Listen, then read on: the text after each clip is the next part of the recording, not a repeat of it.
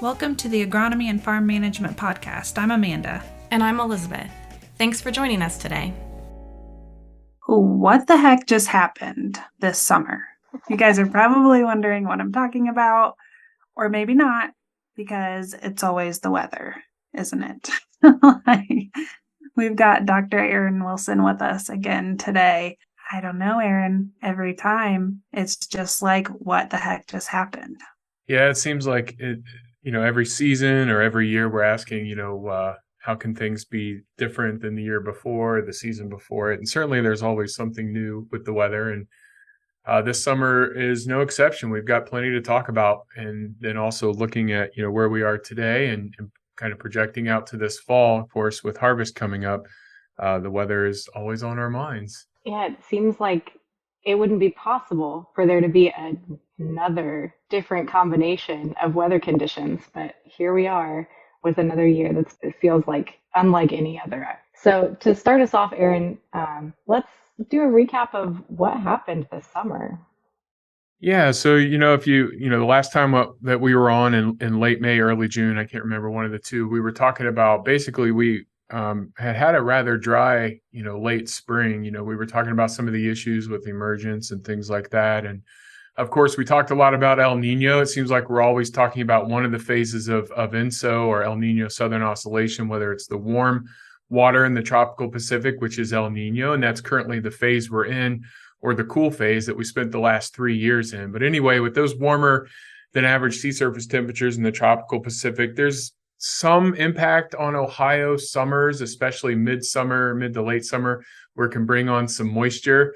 And that indeed is something that happened this year. But, certainly, things have been pretty interesting over the, if we look back over the last 3 months here, June through August. We've seen a lot of news reports and stuff around of very hot temperatures across the globe. July, August were the warmest on record for the world.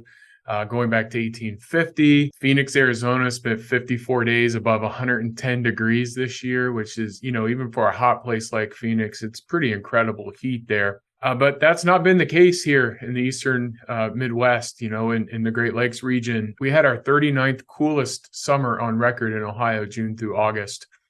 And really June was really cool. It was 25th coldest June on record, followed by kind of an average July and then another cool August as well. And so when you look back at some of those events for the temperature, temperature wise, we had a lot of northerly flow, a lot of flow out of Canada, drier air. That really kept temperatures down quite a bit. We had our few kind of hot days and hot periods scattered in there. But overall, cooler air out of Canada kept us a bit comfortable this summer than maybe we're used to. So that's been certainly something to note. And of course, with the cooler air and cooler temperatures, it was not without its impacts, of course. Yeah, this has to have been like the most comfortable summer I can remember. I don't think I broke a sweat until maybe last Monday setting up for Farm Science Review or something like that. But I mean, it was amazing other than the stress and anxiety it caused with trying to get our crops to develop. Yeah, certainly, kind of the combination, right, of that dry May, early June period when we saw, upwards of 80% of the state covered by drought conditions by the mid part of June. And then to follow that up with the cool conditions. And we're still running about 2 weeks worth of growing degree days, heating units below average. So those cool conditions throughout the summer. And of course, a lot of folks remember the wildfire smoke too, right? For much of that June into July period, that same northerly flow out of Canada, that drier, northerly, cooler air, brought a lot of that wildfire smoke straight down. And we had a lot of obscurity, obviously, very thick, a few days of very thick, smoke even at the surface. And, looking back overall at the overall summer, we have marginally been below average in terms of light and the light that's available for production. So I think, the combination of that, of all of those things, kind of the slow emergence in some of our crops and then the lack of heating units and a little bit of, down a little bit in the light, that's available for crop development has certainly led to kind of that slow progression throughout the entire summer. Yeah, of all the years where we were hoping to get some heat units to catch up this year. We didn't have it. I know once we kind of quit biting our nails, once we started getting rains into July, things looked really good and we coasted. But now, the ramifications of that late emergence and slow development is really starting to show, when normally this time of year we see combines rolling pretty much across the whole state getting started, but I haven't seen more than one or two in my travels in the last couple of weeks. Yeah. And of course, we haven't talked about the precipitation side, which has really been interesting too. And the theme for me and for folks that were able to join us at Farm Science Review, we talked a lot about weather whiplash. And I think the precipitation it's a good way of describing that theme this year. Again, June was dry, 42nd driest June, and we had those impacts on crop emergence that we talked about.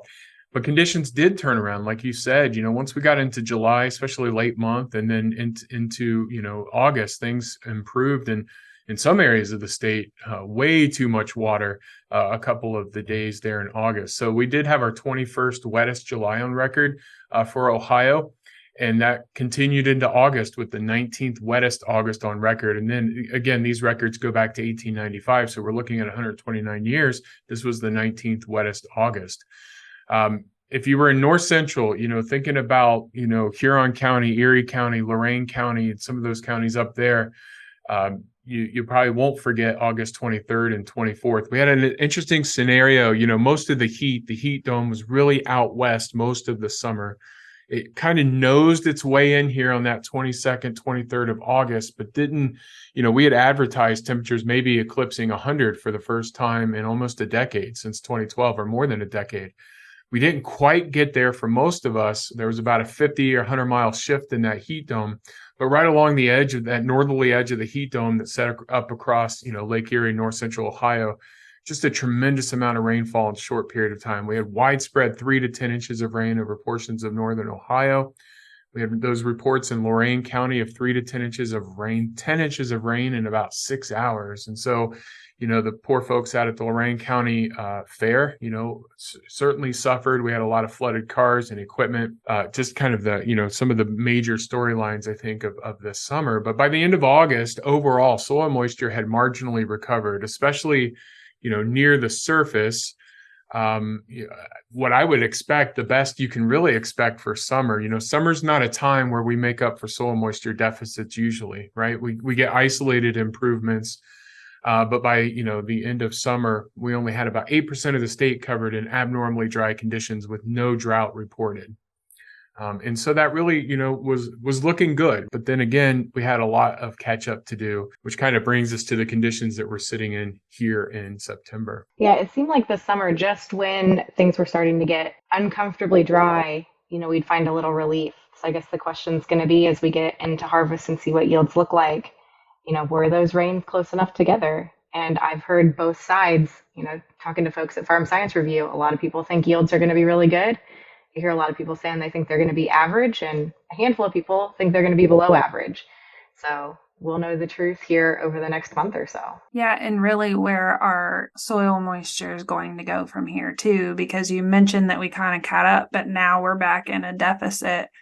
So what's that look like into fall and winter? Yeah. So, coming off August, it was almost like, the faucet just stopped, right? We got into September, and over the last, the first 25 days of September here, most of the state has seen less than 25% of normal rainfall.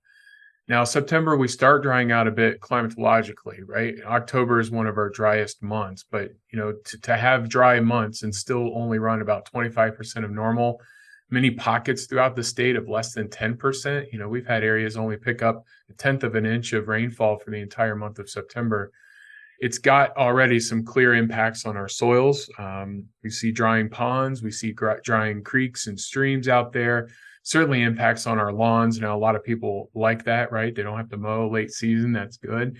But even some of our irrigated landscape and things like that are certainly an impact. And of course, we can reflect a little bit on the crop conditions too. So how do all of these factors, from late emergence and then low growing degree days, a little bit down on light, maybe some recovering soil moisture, and now really rapidly drying conditions, how does all of this come together to really kind of impact our crops, to get them finished off, first of all, And then when I think of dry September and October, I think about, increased risk of combine fires and field fires. And of course, we all want our covers and our wheat to germinate well. And if we don't have that moisture now, so some competing factors, right, from an agricultural perspective. Yeah, and I've heard conversations about trying to get forages established too. This has been a terrible time period to try to get new forages planted. We typically want to see those go in August and September, but if you're one of the drier areas,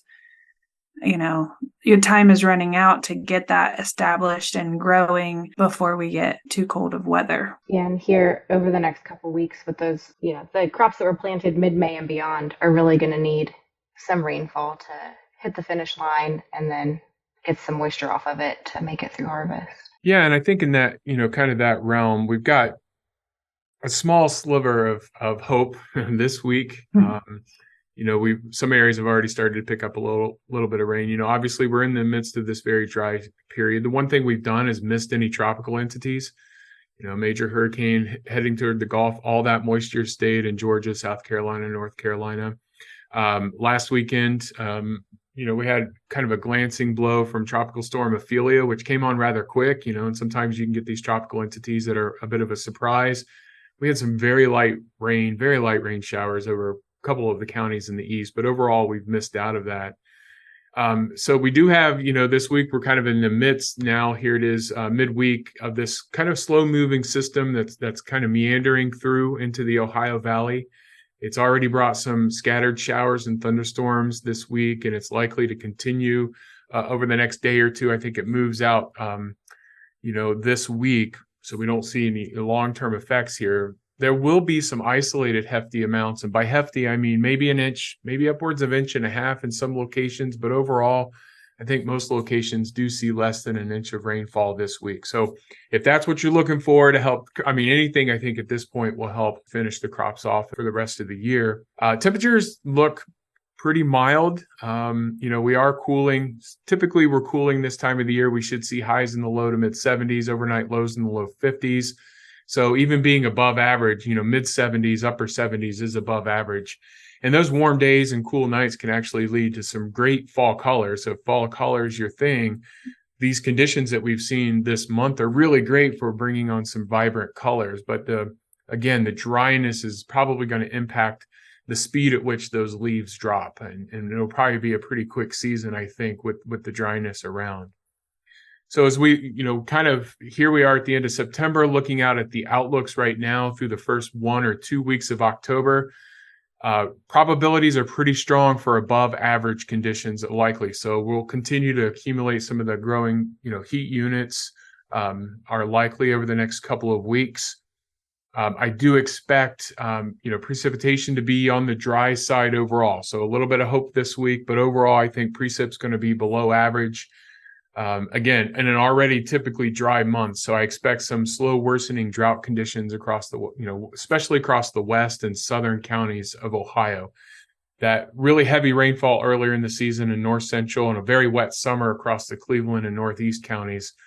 Probably we won't see big drought impacts there. But again, we're talking about also finishing off crops and trying to get us to those appropriate moisture levels as well. So kind of a mixed bag, and we'll really be watching that, need for rain versus wanting to be dry enough to have those opportunities to get out in the field. I look back at last October, we had some 26 to 30 days of suitable fieldwork conditions in October last year. With very dry conditions, some of the driest conditions we saw in Western Ohio since 1966. And so again, different year, different conditions, but also a little bit of the same as well. So that's what I'm expecting really over the next month or so. I think the forecast probably doesn't alleviate stress for farmers and for you guys there, but it does offer a little bit of hope. We'll see how, like you said, how much these reports of yields and impacts, weather really will have by the end of, as we head into November here. Yeah, we definitely still need heat units on a lot of the crop out there. So hopefully that gets us across the finish line. But we've still got a while till you're seeing any killing freezes or anything like that.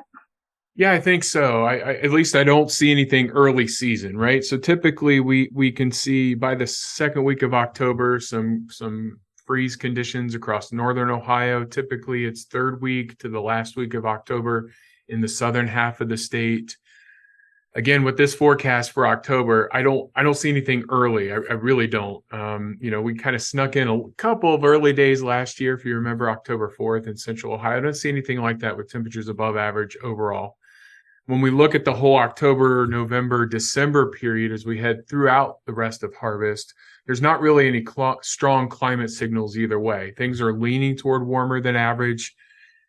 Again, those El Nino conditions, if you look back historically at fall in El Nino, they typically are dry, September through November. So I do expect that overall dryness to continue. And then El Nino has a big impact in our winter. And of course, on the next podcast, we'll be talking about snow, I'm sure, as we love to talk about on this program. But right now we think, I don't see, the killing frosts right now aren't going to be early this season. And based on conditions, we probably want them a little bit later, right? For some of those crops out there, late October, early November, if we can. Which has certainly been the trend, over the last 60 years to get later freeze dates. We've got some areas of the state since 1950 that first fall freeze is occurring 25 to 30 days later in terms of the trend year over year. So I think that's what folks are going to be hoping for this season. You mentioned winter a little bit, and I saw 2 woolly worms at Farm Science Review, and they had no bands on them. And my pine cones are really high up in my trees. So I'm not sure how to interpret that. Yeah, that's right. We've got to pull back those episodes of our old folk tales of weather here and talk about some more. Yeah, I would say the woolly worms, they probably don't have their coats on yet, right? It's not been cold enough for that. But maybe we can hit some of that in the next podcast. Aaron, I know one thing we like to do is encourage folks to be reporting to you what kind of impacts they're seeing as a result of the weather. So could you share how they can provide information to you? Yeah, absolutely. Yeah, so we always like to have great information about the conditions out there. I think the best way to share conditions that farmers are experiencing this fall is to go to go.osu.edu/drought_CMOR, CMOR.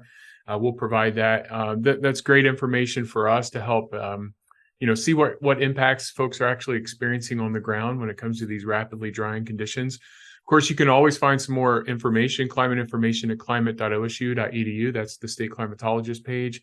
And I would encourage folks to sign up for our quarterly and monthly summaries. Again, just kind of, looking back at the last month's weather and also the last 3 months or quarterly update is a good way to kind of, you can look at your outcomes or the challenges that you saw compared to the conditions out there. Of course, our weather and climate always impacts what we do in farming and agriculture. So those are 2 great ways. And of course, you could always email me. I love talking about the weather anytime you'd like. wilson.1010@osu.edu.